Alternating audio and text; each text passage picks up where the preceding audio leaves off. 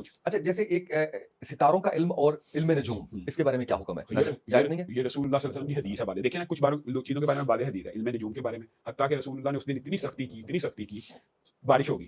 بعض صحابہ کے منہ سے یہ الفاظ نکلے, ہم نے دیکھا تھا فلاں ستارے کی حرکت کی وجہ بارش ہوئی, فلاں ستارہ یہاں سے وہاں گیا تھا تو بارش ہوگی. تو رسول اللہ صلی اللہ علیہ وسلم کس کو آ کے کہہ رہے ہیں کہ آج رات بارش ہوئی, اور بعض لوگ مومن ہو گئے اور بعض لوگ کافر ہو گئے. صحابہ ڈر گئے, کہا اللہ کے رسول ایک بارش نے کافر کر دیا. کہا ہاں, جس نے یہ کہا فلاں ستارے کی حرکت کی وجہ بارش ہوگی اس نے اللہ کی شریعت کا انکار کر دیا. علم نجوم آپ سمجھتے ہیں ایک چھوٹی بات ہے. یہ ان کے لیے بتائیں جنہوں نے اگر ہاتھ دکھایا ہوا ہے, جنہوں نے ستاروں کے علم کے اوپر کیا ہوا ہے, وہ دوبارہ مسلمان ہوں گے. کہنے کا مطلب یہ ہوتا ہے یہ ایسے اعمال ہیں جیسے رسول اللہ نے فرمایا مسلمان سے لڑنا کفر ہے. کلمہ نہیں, یہ کفر دوسرا کفر ہوتا ہے, لیکن اس کی توبہ ہوتی ہے. یعنی کلمہ پڑھنے کی ضرورت آپ اللہ سے توبہ کر لیں, توبہ کرنی ہے. اور دوسری بات ایک پلنٹی بھی ہے, رسول اللہ صلی اللہ علیہ وسلم نے فرمایا اس کی 40 دن نماز بھی قبول نہیں. یعنی آپ یہ سمجھیں آپ اللہ کی بارگاہ میں پیش ہوں گے تو وہ 40 دن ڈیٹیکٹ ہوں گے. یعنی آپ یہ نہیں کہ پڑھنی نہیں ہے, پڑھنی تو فرض ہے, بالکل صحیح, 40 دن کی پلنٹی بھی ہے. بالکل صحیح. اچھا جیسے میں کہتا ایک اور بڑی غلط بات جو ہے اس پہ آپ تصحیح کیجیے گا کہ